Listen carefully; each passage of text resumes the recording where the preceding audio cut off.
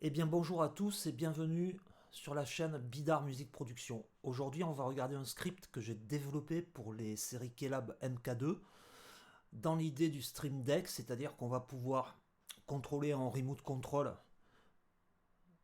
la plupart des fonctions de Cubase avec votre clavier, que ce soit pour ouvrir des dossiers, pour les quantifications, pour les EQ, les consoles, etc. Mais avant tout, générique.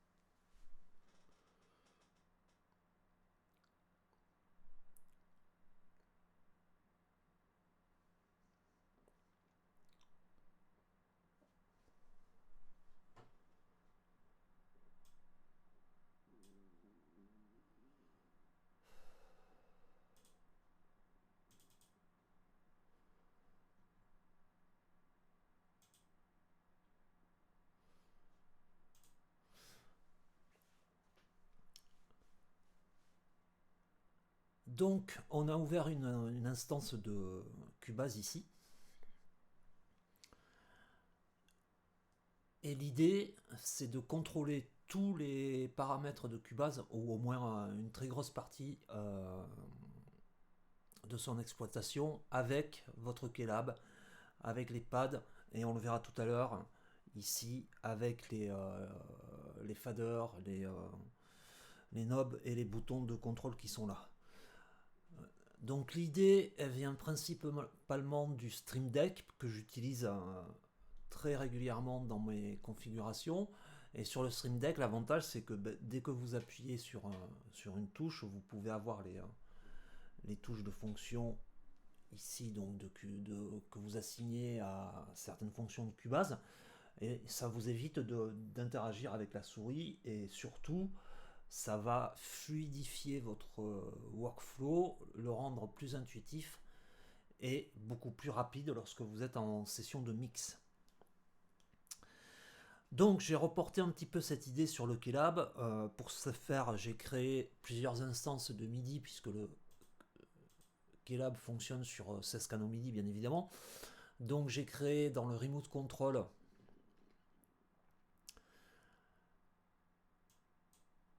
des instances donc dédiées au Kelab.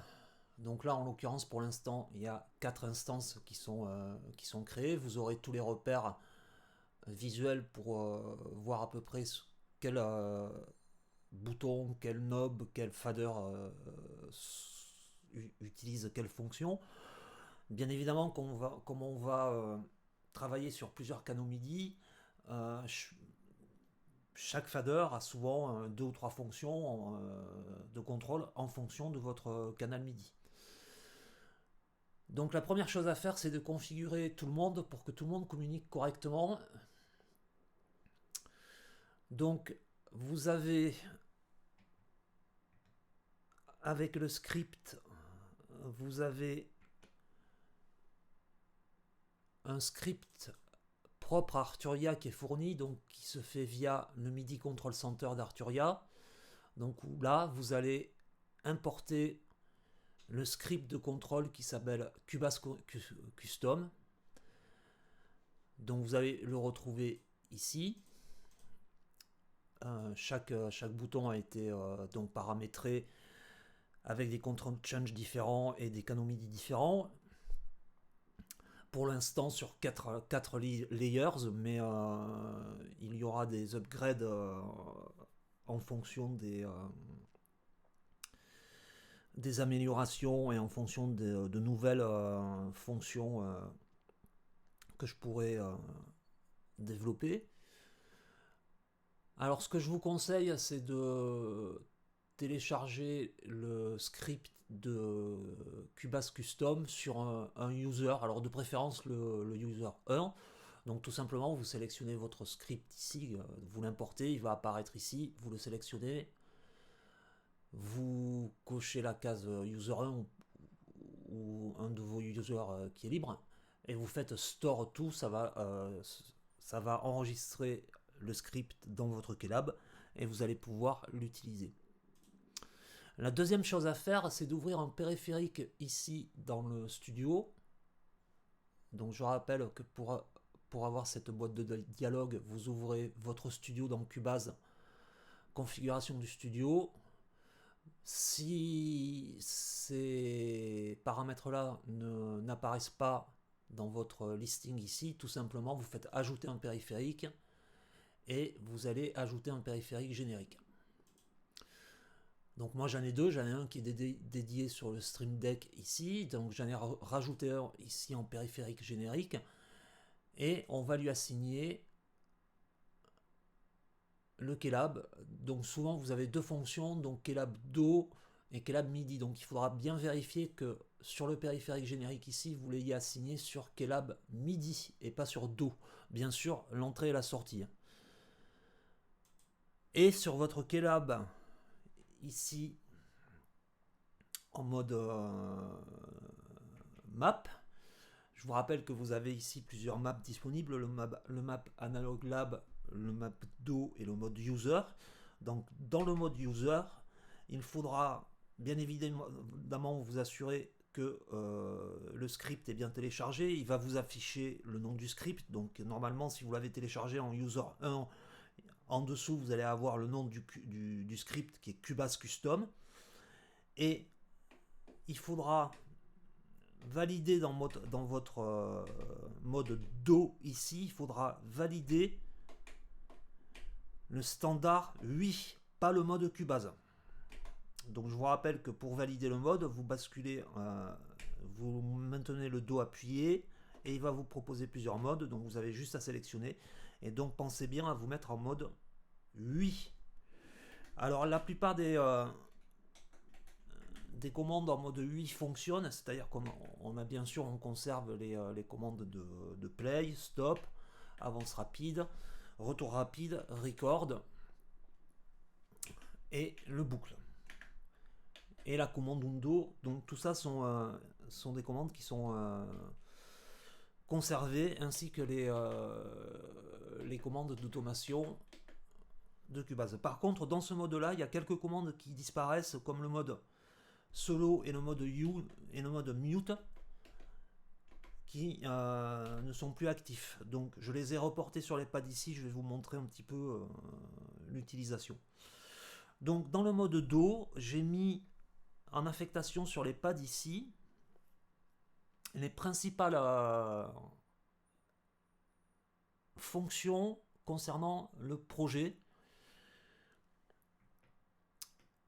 Donc sur ces pads là, les principales fonctions concernant l'ouverture d'un projet. On va retrouver sur le pad 1, on va retrouver ici la boîte de dialogue, ajouter une piste. Alors ce ne sont que des ouvertures. Pour les fermer, il faudra contrôler quand même avec la souris pour fermer votre boîte de dialogue. Certaines fonctions s'ouvrent et se ferment avec les pads, mais pas toutes.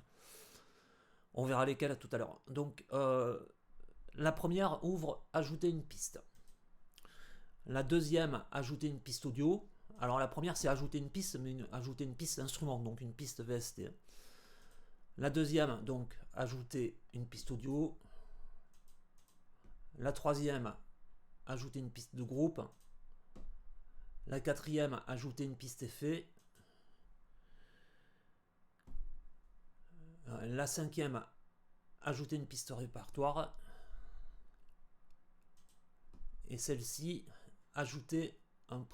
sélectionner un pré-réglage de piste. Donc vous appuyez, alors c'est une boîte de dialogue qui se déplie, donc vous appuyez une fois, ça va vous mettre cette boîte de dialogue là. Vous rappuyez une deuxième fois, ça vous la déplie.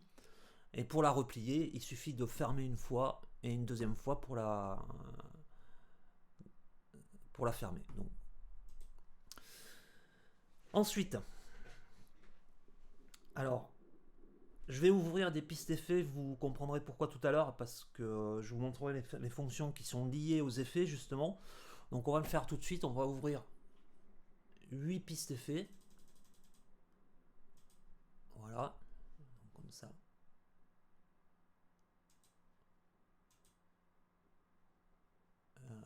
Elles sont ouvertes, mais bon, il y en avait déjà 8. Donc, ce que je vais faire, je vais peut-être les fermer, j'ai pas besoin de les ouvrir.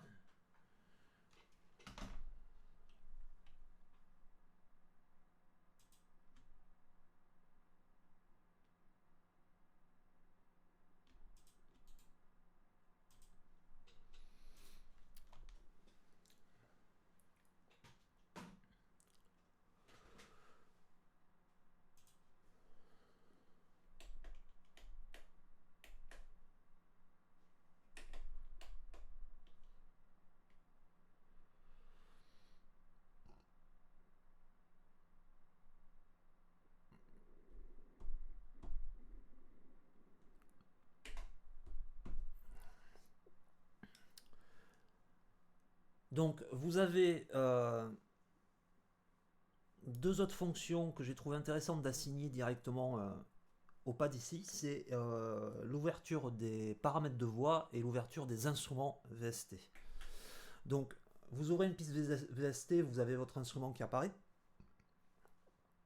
Vous appuyez sur ce pad-là. Pardon, excusez-moi. Et ça vous ouvre votre VST. Alors, c'est une fonction qui sert à l'ouverture et la fermeture aussi. Donc, si vous appuyez dessus, ça va vous fermer votre boîte de dialogue. Voilà. La fonction juste à côté va vous ouvrir les paramètres de voix. Donc là, il n'est pas sur le bon écran, je vais vous le remettre sur l'écran principal. Voilà. Donc là aussi, c'est une ouverture et une fermeture. Vous appuyez là, ça vous ouvre vos paramètres de voix. Il y a des fonctions, pour éviter d'avoir trop de manipulation, il y a des fonctions comme le VST, l'ouverture des paramètres de voix, que j'ai redéporté sur certains canaux MIDI. Je vous montrerai tout à l'heure et vous comprendrez l'intérêt de cette manipulation. Les deux pads ici vont vous permettre de naviguer dans vos pistes, monter et descendre au fur et à mesure dans vos pistes. Le pad ici va vous permettre de déplier la piste. C'est une fonction que j'utilise beaucoup. Par exemple, là, on va aller sur les voix FX. Donc, c'est une piste répertoire. Et plutôt que d'aller la chercher avec la souris, comme on le ferait normalement ici, donc on peut l'ouvrir directement avec ce pad-là et la refermer. Donc, si je me mets sur une piste instrument, ça va me déplier toutes les automations qui pourraient être assujetties avec cet instrument-là, et en naviguant, bien sûr, j'accède à l'automation souhaitée, c'est-à-dire que si là j'avais par exemple plusieurs automations ici, alors j'ai les commandes de zoom bien évidemment, donc on va zoomer.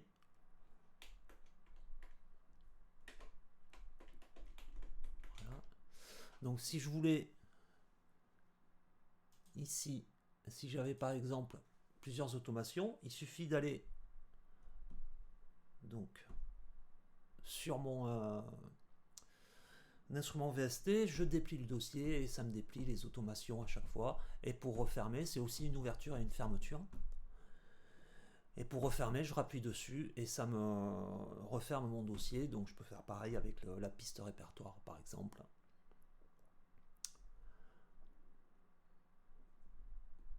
Voilà, donc c'est une fonction que je trouve très pratique, moi que j'utilise beaucoup en mix. Sur les deux boutons ici, j'ai appliqué les fonctions de zoom principales, c'est-à-dire donc l'agrandissement et la fermeture, et celui pour la fenêtre d'arrangeur ici. D'accord. Ces boutons-là vont commander les fenêtres. Donc les fenêtres, c'est les fenêtres que vous avez en haut à gauche ici. Donc pour les plutôt que d'aller toujours pareil les chercher là, je trouve que c'est beaucoup plus rapide de les avoir en commande directe.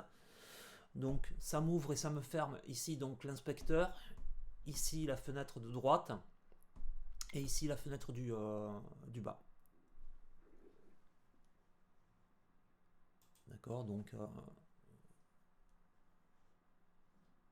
on voit bien ma console. Et bien évidemment sur la console je vais pouvoir zoomer avec les touches de zoom. Je suis toujours sur le mode Do et user. Alors les commandes de zoom, toutes les commandes que je vous ai montrées au pad fonctionnent sur le mode Do et user, c'est les mêmes commandes. Sur le canal MIDI 1, c'est les mêmes commandes. En vous mettant sur le mode user, toujours sans avoir changé le canal, c'est là où vous allez avoir les zooms. Les zooms ne marcheront pas en mode Do. Pour les utiliser sur les boutons de contrôle qui sont ici, il faudra impérativement passer sur le mode user. Bien sûr, sur le mode user, vous pouvez quand même utiliser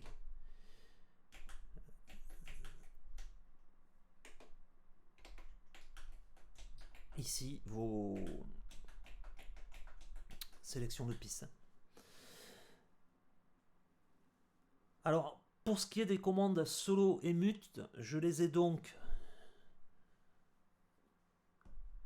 reportées ici et là. Je les ai colorées en rouge et en jaune. Donc, on appuie ici, ça me mute la piste.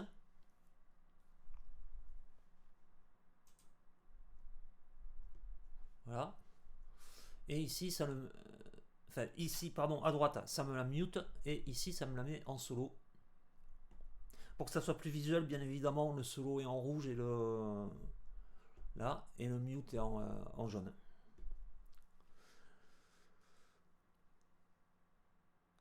Les deux qui sont là, donc je vous les ai montrés tout à l'heure, c'est l'ouverture du VSTI et ici l'ouverture des paramètres de voix. C'est des commandes que j'ai redéportées sur certains canaux MIDI et on va voir pourquoi. Donc là, c'est les commandes que vous avez en mode Do. Lorsque le clavier s'ouvre, vous n'avez aucune autre manipulation à faire. Vous n'avez pas de canal MIDI à changer. C'est les commandes du mode Do. Maintenant, on va regarder toujours sur le même réglage d'ouverture par défaut. On va regarder sur le mode user ce qu'on va avoir. Donc sur le mode user, on va avoir, comme je vous l'ai dit, ici les modes de zoom. D'accord. On retrouve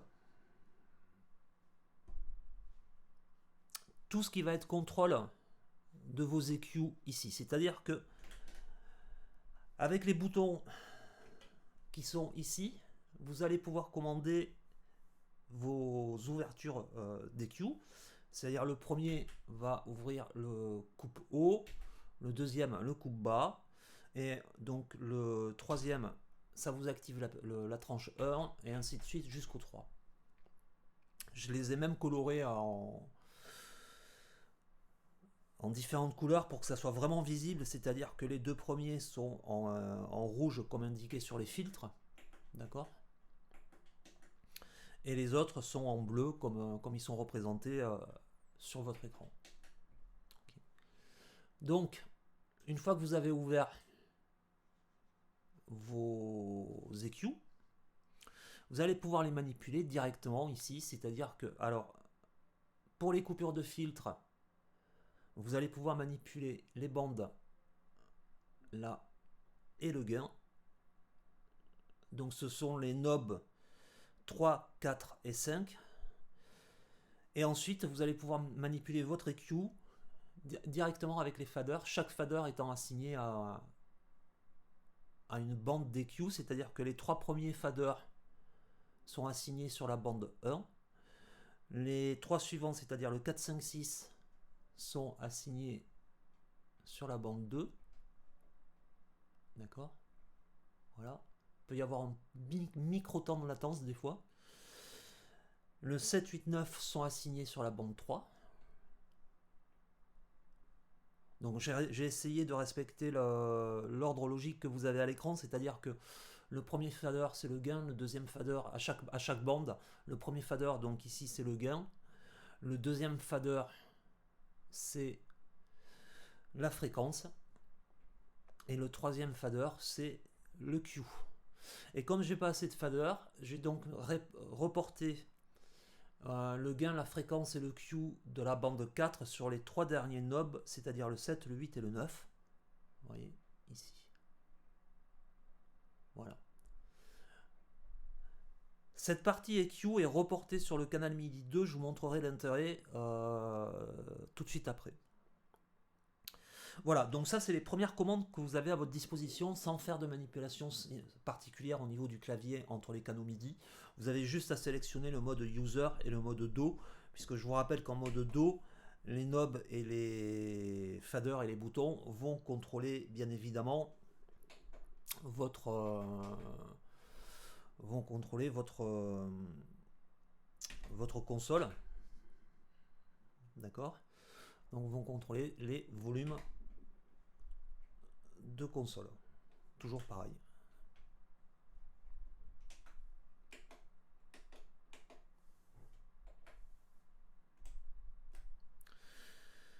Donc maintenant on va regarder ce qui se passe au niveau du deuxième canal MIDI et ce que ça va vous apporter comme possibilité de contrôle. Donc pour ça on va ouvrir la mix console, donc on est toujours sur le canal MIDI 1 et on va ouvrir la mix console avec, donc j'ai mis deux ouvertures de console ici, c'est-à-dire que j'ai mis le mixeur 1 ici. Donc là vous êtes sur cette page là, vous appuyez sur le bouton Select 7 de votre clavier, ça va vous ouvrir votre tranche de console.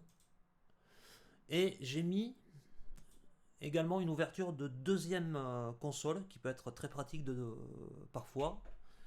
Donc si vous appuyez sur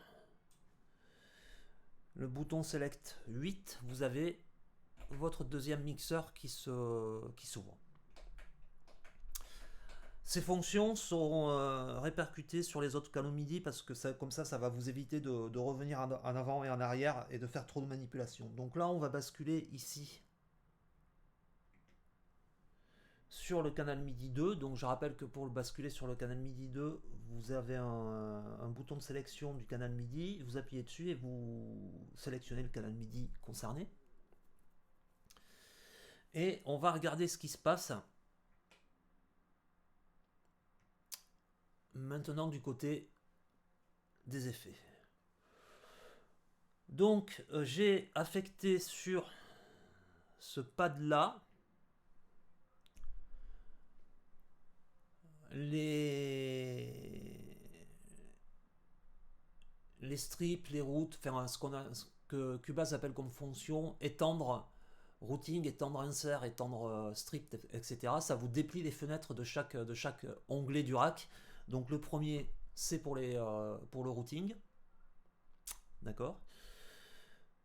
Celui-ci va étendre, après c'est en suivant, hein, celui-ci va étendre les inserts, les EQ, les strips et les sends.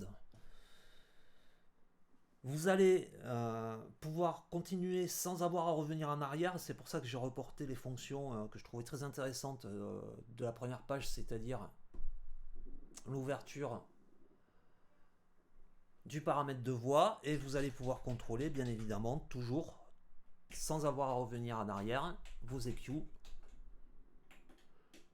Alors les seuls que j'ai pas affectés c'est les inserts, parce que souvent une fois qu'ils sont réglés on les réactive pas. On peut donc ça va pas, ça changera rien à ce niveau là. Par contre j'ai réaffecté les 4 bandes principales parce que c'est celles-ci selon moi sur lesquelles on va agir, et des fois c'est bien de pouvoir avoir l'accès direct à votre paramètre de voix sans avoir à revenir en arrière en resélectionnant le canal MIDI, changer vos EQ et resélectionner le canal MIDI pour revenir à la console. Donc j'ai tout reporté en double, et bien sûr les commandes sont identiques, je suis resté sur sur les mêmes bases de commandes pour toutes les tranches. Voilà, donc là on est sur la tranche ici, mais on va se mettre sur la tranche instrument, ça sera plus logique. Ensuite, si on regarde les inserts d'effets, donc je vais déplier la bande insert.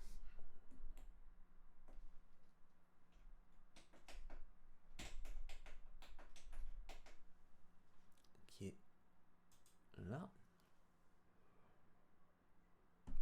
Voilà, donc on remarque que j'ai 4 effets en insertion sur cette tranche-là.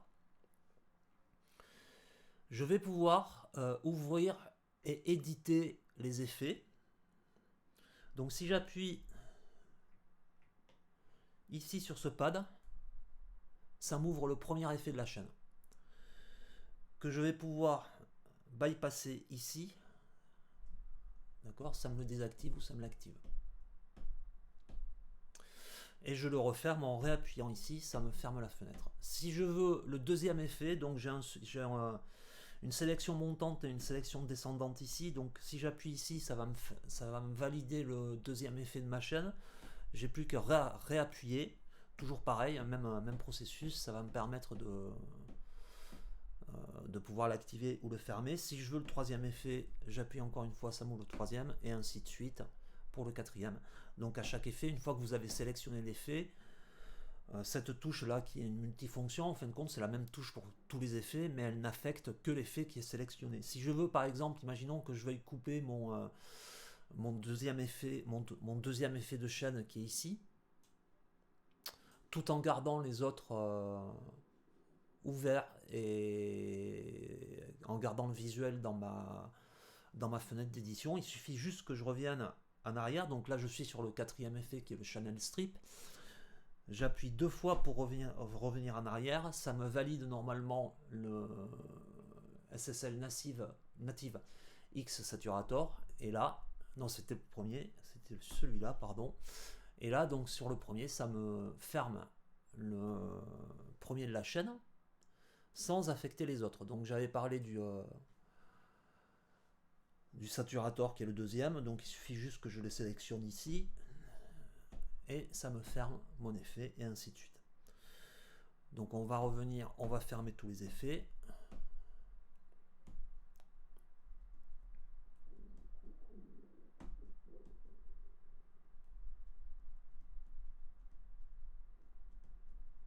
Voilà, j'ai pas besoin d'ouvrir l'effet pour l'activer par contre. Vous voyez que là il n'est pas ouvert et il s'active. Pareil si je bascule sur le frequency. Voilà.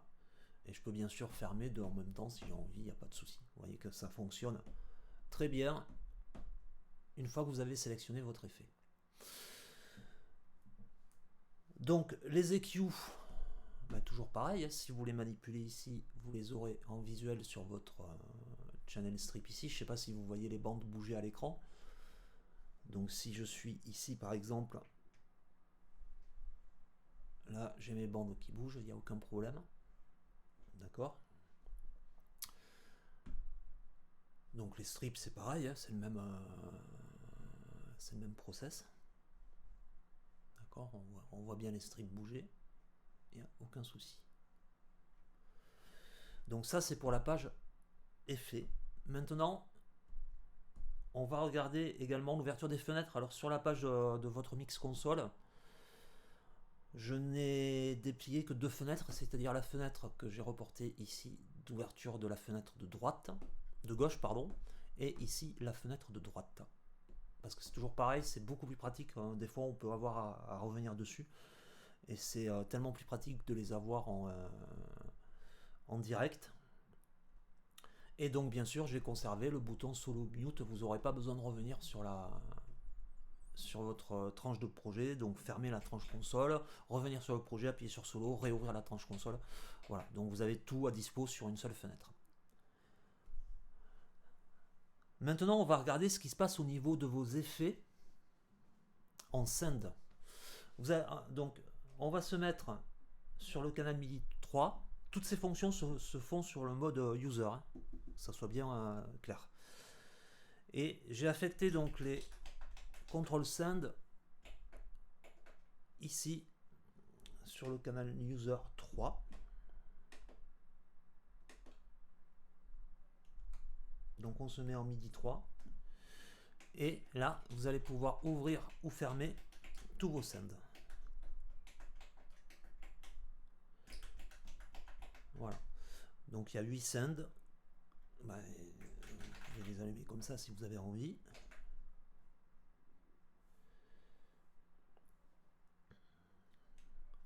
Et vous allez donc pouvoir tous les activer. Vous allez pouvoir aussi activer donc les niveaux ici, les régler directement. Voilà. Alors je vais juste faire une manipulation parce que comme j'avais mis la tranche console, j'avais reporté la tranche console ici. Donc du coup, on perd les deux activations là. Donc je vais le faire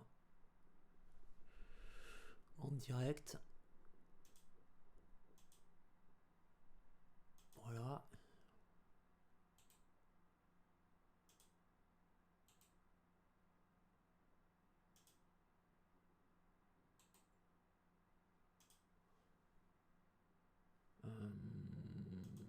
Donc c'est en piste à sélectionner.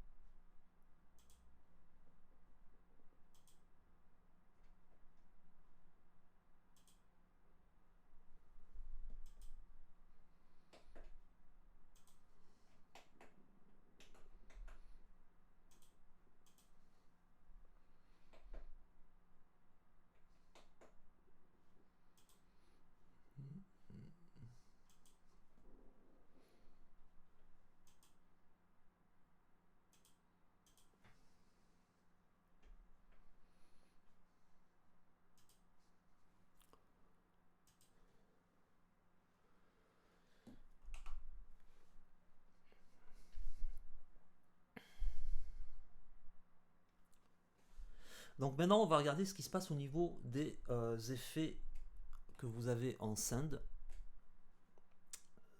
dans votre mix console. Donc pour ouvrir les synths, donc je vous rappelle que ça va être le pad numéro 12. Voilà. Vous vous mettez sur le canal 3 et avec tous les boutons qui sont là et les faders ici, vous allez pouvoir contrôler tous vos envois et vos ouvertures de send directement. C'est-à-dire que les boutons vont les activer. C'est une piste sélectionnée, bien évidemment. Donc voilà. Donc, tous les boutons fonctionnent ici, pas de problème. Là, il y a une petite boulette.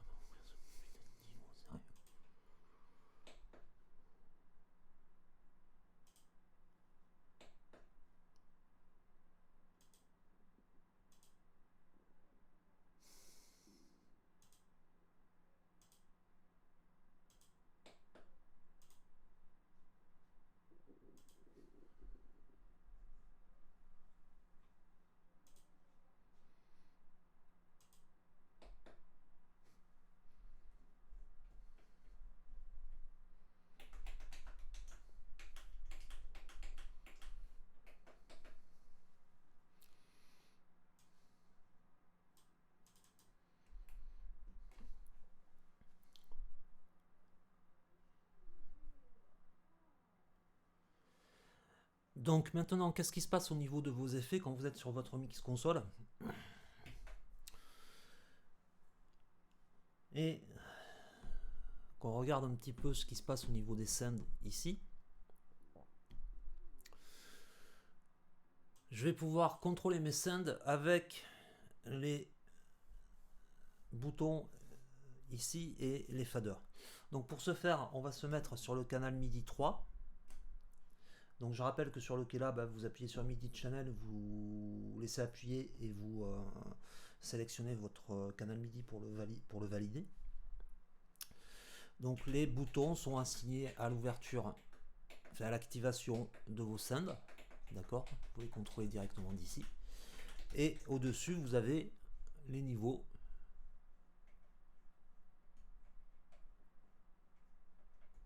de contrôle. Alors j'ai préféré mettre les faders et les knobs en mode pick-up, ce qui veut dire que la valeur ne bouge que lorsque vous arrivez avec votre contrôleur à la valeur indiquée par Cubase. Donc des fois vous pouvez avoir un petit peu de... il faut bouger un petit peu plus le fader, ça fonctionne un peu dans le même principe qu'un fader motorisé.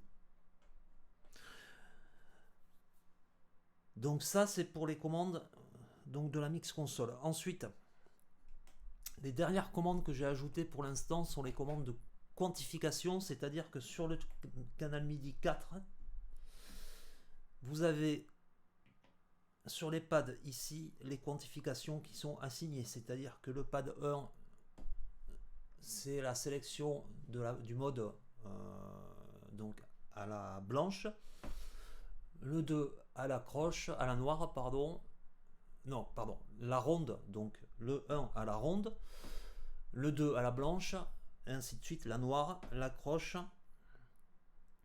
la double croche, la triple croche, la quadruple et le 128. Donc ça va de 1 à 128 ici.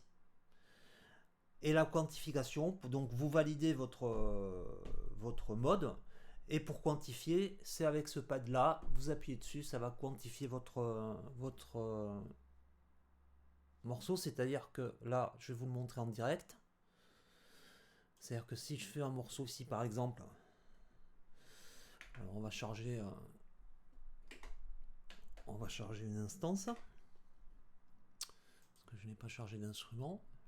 On va mettre pour l'exemple, on s'en fout, on va prendre une basse. Voilà. Donc là, ça m'a chargé ma basse. On va enregistrer.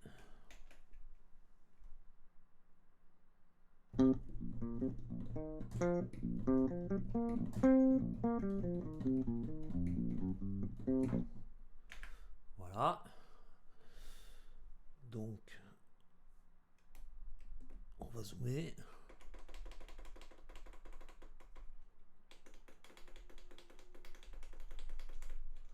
Voilà donc ma séquence.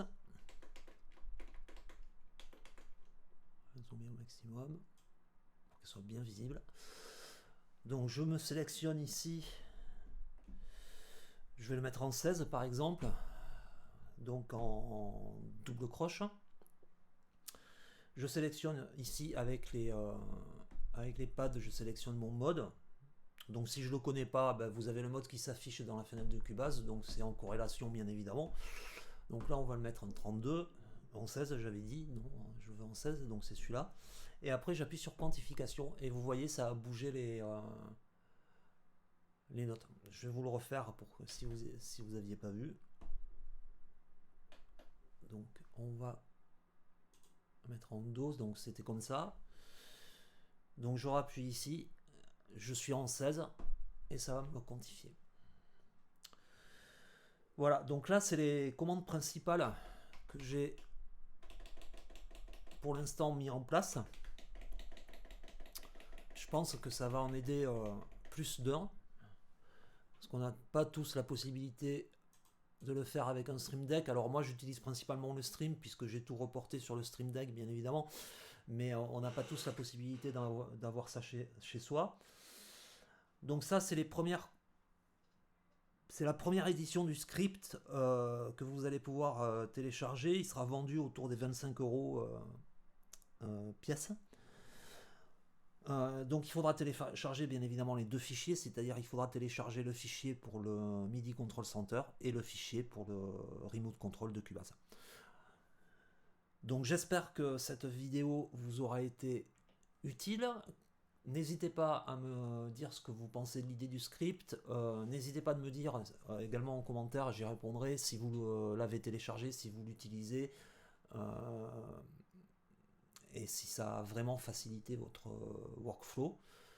Et puis on se retrouve à très vite pour d'autres vidéos. Ciao ciao.